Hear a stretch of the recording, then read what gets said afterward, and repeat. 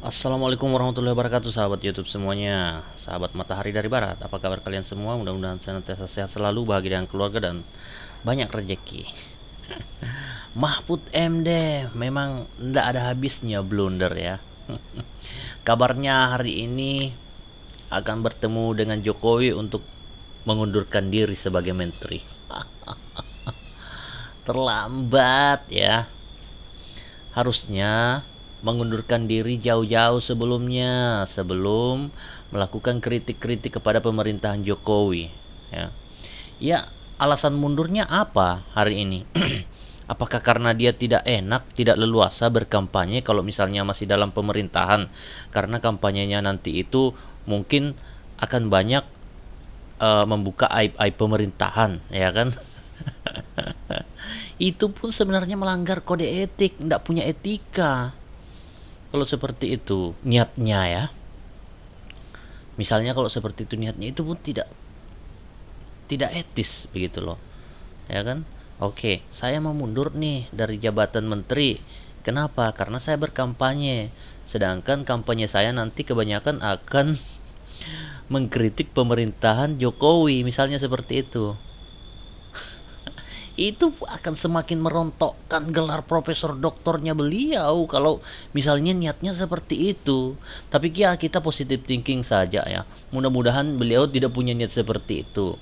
Dia hanya ingin keluar dari kabinet itu supaya bisa dia lebih fokus kepada kampanyenya ya. Bukan karena punya niat supaya leluasa untuk mengkritik pemerintahan. Karena dia sudah tidak berada dalam pemerintahan lagi, maka dia akan lebih leluasa mengkritik pemerintah. Mudah-mudahan niatnya seperti itu. Tapi kalau misalnya niatnya seperti itu, dan nanti kita akan melihat setelah beliau ini keluar dari menteri, kemudian mengkritik habis-habisan pemerintahan Jokowi, maka itu akan semakin blunder dan bukan akan semakin mengangkat pollingnya 03 ini, maka akan semakin menghancurkan pollingnya 03. Sebagaimana ketahui pasca capres, debat cawapres ya keempat itu, setelah itu blunder sampai sekarang anjlok sekali perolehan pollingnya. Justru yang semakin naik sekarang pasangan 02 Prabowo Gibran. Jadi stoplah blundernya kalau tidak ingin semakin hancur pollingnya ya. Nah, kita ingat betul dulu ya, Pak Mahfud MD ini pernah mengeluarkan statement bahwa malaikat pun kalau masuk dalam sistem demokrasi sekarang itu akan menjadi iblis. Ya, latar belakangnya adalah pada saat itu banyak pemilihan kepala daerah yang secara langsung begitu, dan itu memerlukan kos yang sangat besar atau modal yang sangat besar, sehingga katanya mau tidak mau kepala-kepala daerah itu dipaksa untuk korupsi. Nah, seperti itu. Nah, jadi akhirnya beliau dan beberapa timnya itu mengusulkan supaya kepala daerah itu diserahkan kepada DPR ya, supaya apa?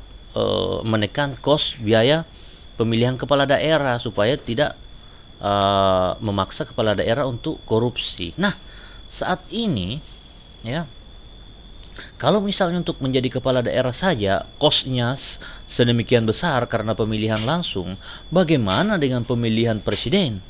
Pasti kosnya itu berlipat-lipat lebih besar biayanya daripada pemilihan kepala daerah. Karena apa? Kepala daerah itu eh, cuma di teritorial tertentu begitu, sedangkan kalau presiden ini kan seluruh Indonesia ya, bahkan sampai keluar negeri pun ya, dia warga kita yang di luar negeri pun ikut memilih juga.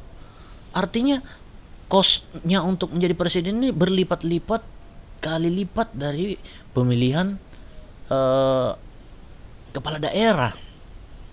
Nah, jadi potensi potensi untuk menjadi iblisnya itu lebih besar presiden, pemilihan presiden sebenarnya, ya kan? Pak Mahfud MD tahu itu, dengan kos yang begitu besar akan pejabat akan dipaksa untuk korupsi. Nah, hari ini Pak Mahfud MD sendiri ikut dalam kontestasi pemilihan presiden. Ini artinya, ya kan, omongan Pak Mahfud MD saat itu kena kepada Pak Anies. Pak Anies ini bersiap nih jadi iblis. Pak Muhaimin Iskandar bersiap jadi iblis. Ya kan? Pak Prabowo bersiap-siaplah jadi iblis, ya kan? Pak Gibran bersiap-siaplah jadi iblis. Pak Ganjar siap-siap jadi iblis. Pak Mahfud MD sendiri sudah tahu kontestasi yang menelan biaya besar itu, malaikat pun akan jadi iblis, tapi dia ikut masuk ke dalamnya. Dia ikut berkontestasi. Artinya Pak Mahfud ini bersiap untuk menjadi iblis. Aduh. Memang aduh, rekam jejak digital itu memang kejam ya Pak Mahfud MD, ya kan. Saya mau bertanya kepada Anda, bagaimana Pak Mahfud MD mempersiapkan diri untuk menjadi iblis, ya kan? Karena Anda manusia, ya kan. Kata Anda kalau misalnya masuk ke sistem politik ya, pemilihan langsung itu, malaikat pun akan menjadi iblis. Apakah taring iblisnya itu sudah dipesan begitu? Waduh, memang lucu juga membahas toko satu ini ya. Ditambah lagi dengan blundernya ya, penjelasannya Pak Mahfud MD yang katanya, wah, dia yang paling berperan ya kan dalam mengungkap kasusnya Joshua Sambo begitu, ya kan.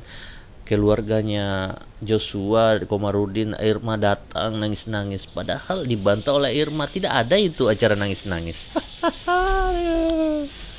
Semakin hancur. Saya yakin ya, partai pengusung dan Pak Ganjar sendiri ini makin pusing ya. Kenapa? Calon wakilnya ini semakin blunder tapi membuat polling semakin anjlok. Ya. Sepertinya Pak Ganjar ini salah pilih calon wakil presiden ya. Bukan Pak Ganjar sih sebenarnya, karena partai ya kan.